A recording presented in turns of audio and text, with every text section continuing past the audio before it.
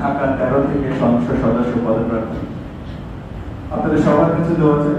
প্রথমে খতিব মহোদয়কে ধন্যবাদ জানাই ওনার বক্তব্যের জন্য। মসজিদ কমিটিকে ধন্যবাদ জানাই আজকে এখানে এসে আপনাদের সাথে কথা বলতে পারছি সেই ব্যবস্থা করে দেওয়ার জন্য। পিসি কালচার হাউজিং সোসাইটির সকলকে আমার সালাম এবং শুভেচ্ছা।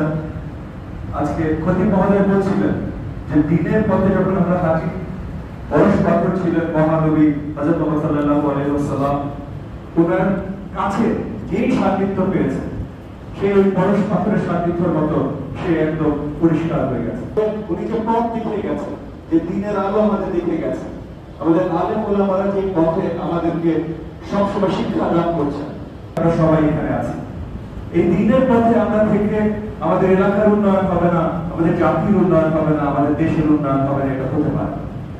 উনি বলেছেন রাজনীতি যারা করবে তাদের খেদমতগার হতে হবে। আমরা এসেছি খেদমতের রাজনীতি করবো। আসলে আপনাদের অভিভাবক হতে না, আপনাদের কর্মী হতে। সো পিসি কালচার সোসাইটির যত সমস্যা আছে, যা কিছু আছে, সবকিছু সমাধানে আমরা কাজ করতে চাই, সবকিছু সমাধানে আপনাদের অংশীদার হতে চাই, আপনাদের নেতা না হয়। এবং আমরা চাই খতিব সাহেবের মতো আমাদের আলেম ওলামা যারা আছেন ওনারাও যেন আমাদের সঠিকভাবে পথ দেখান, যেন আমরা দিনের আলোতে এই কাজগুলো করতে পারি।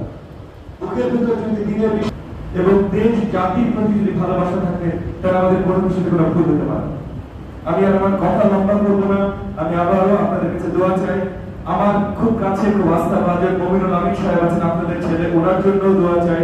উনি রাজবাড়ী 2 আসনে নির্বাচন করতে আগ্রহী মমিনুল আমিন সাহেব। আর শেষ করবাকে বলছি পিসি কালচার হাউজিং সোসাইটির সকলের জন্য, ঢাকা 13 আসনের সকলের জন্য, 18 কোটি নাগরিকের জন্য, এবং আমাদের যারা এই গণতন্ত্রের জন্য নেতৃত্ব দিয়েছেন, বেগম খালেদা জিয়া উনি অসুস্থ আছেন, ওনার সুস্থতা, তারেক রহমানের জন্য, এবং জুলাই আন্দোলনে যারা বড় বড় ভূমিকা রেখেছেন সবার জন্য আমরা সবাই মিলে একসাথে দোয়া প্রার্থনা করি। আপনাদের সকলকে অসংখ্য ধন্যবাদ।